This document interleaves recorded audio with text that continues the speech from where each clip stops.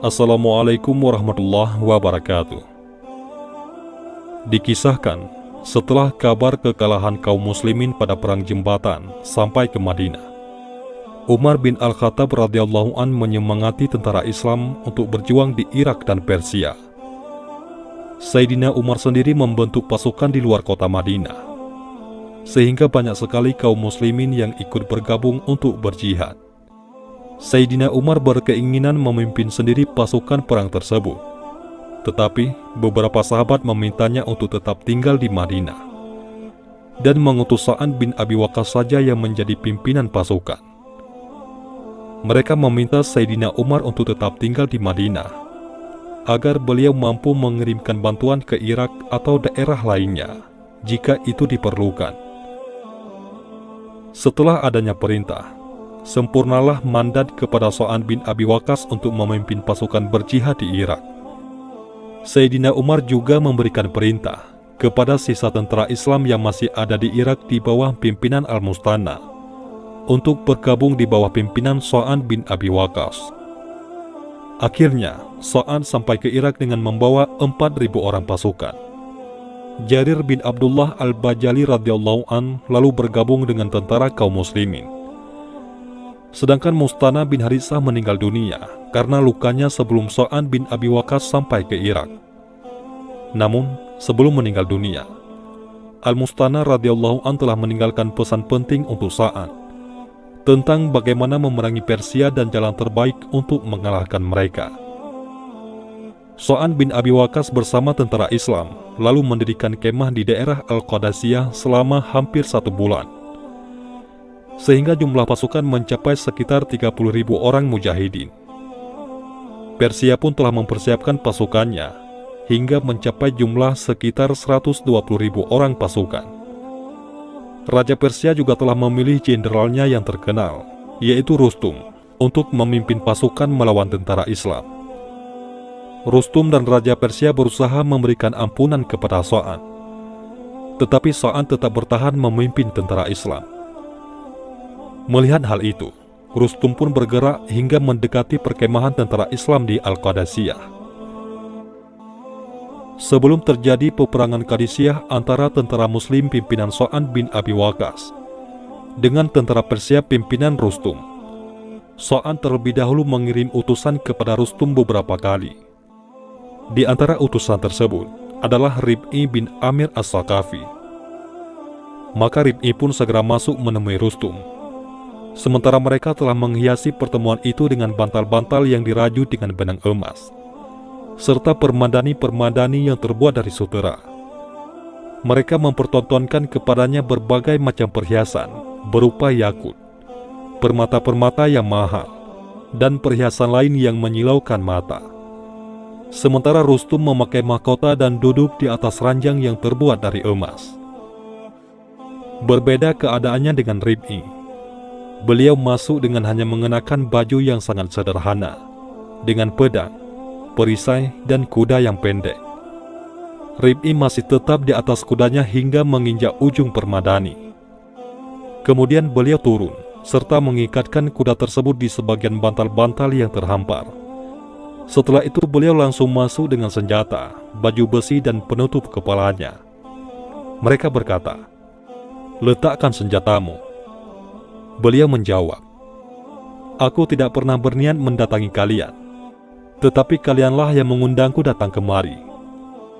Jika kalian memerlukanku, maka biarkan aku masuk dalam keadaan seperti ini.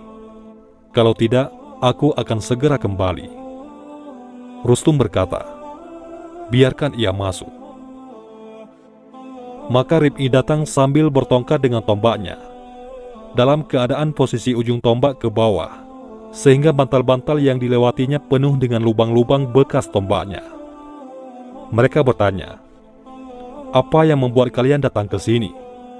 Beliau menjawab, "Dengarkan baik-baik jawaban ini. Allah telah memerintahkan kami untuk mengeluarkan orang yang Allah kehendaki dari penyembahan terhadap makhluk menuju penyembahan kepada Allah, dan untuk mengeluarkan manusia dari sempitnya dunia menuju keluasannya, untuk mengeluarkan manusia dari kezaliman agama-agama yang ada menuju keadilan Islam. Maka kami diutus dengan agamanya kepada makhluknya, agar kami menyeru mereka kepada agamanya. Jika mereka mau menerima Islam, maka kami pun menerima mereka dan meninggalkan mereka, yaitu tidak memerangi mereka. Akan tetapi, jika mereka menolak, kami pun akan tetap memerangi mereka hingga kami mendapatkan janji Allah. Rustum berkata, "Apa yang telah dijanjikan oleh Allah?"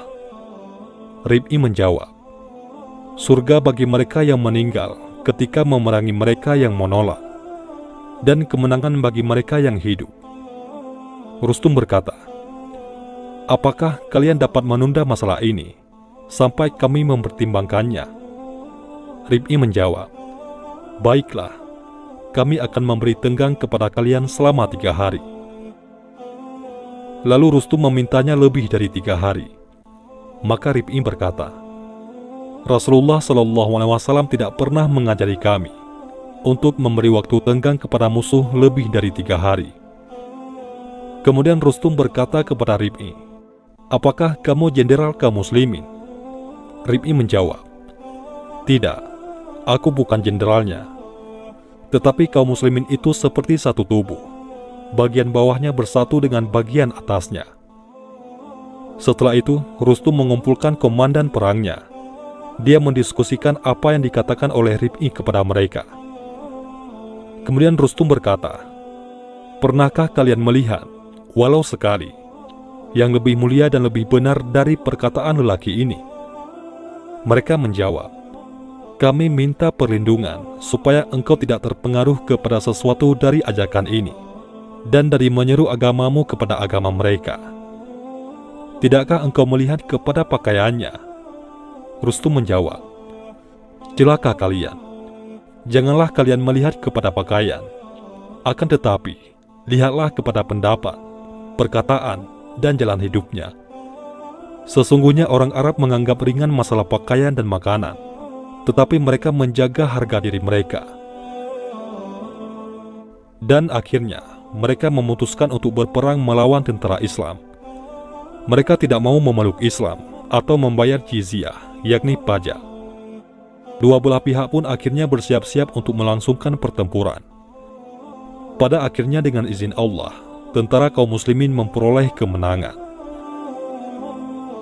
Lihatlah keimanan salah seorang dari sahabat Rasulullah, yang mana beliau tidak memiliki sedikit pun rasa takut menghadapi orang-orang kafir, bahkan di hadapan penguasa kafir sekalipun. Beliau berani masuk ke dalam singgasana dan kerajaan Persia dengan kudanya dan senjatanya, bahkan menginjak, mengotori, dan merusak permadani kerajaan. Adapun keimanan kita saat ini, sungguh tidak ada apa-apanya dibandingkan para sahabat radhiyallahu anhu. Di masa sahabat, butuh satu orang menghadapi ribuan pasukan orang kafir dan rajanya. Benarlah apa yang dikatakan oleh penguasa Persia saat itu. Sesungguhnya, orang Arab menganggap ringan masalah pakaian dan makanan, tetapi mereka menjaga harga diri mereka. Begitulah seharusnya sikap seorang muslim yang tegar dengan akidah yang ia pegang, keimanan yang menghujam di lubuk hati yang dalam, kemuliaan yang ia raih, tak pernah gentar di hadapan orang yang kafir kepada Allah dan Rasul-Nya. Wallahu a'lam bishawab. Mudah-mudahan ini semua bermanfaat. Assalamualaikum warahmatullahi wabarakatuh.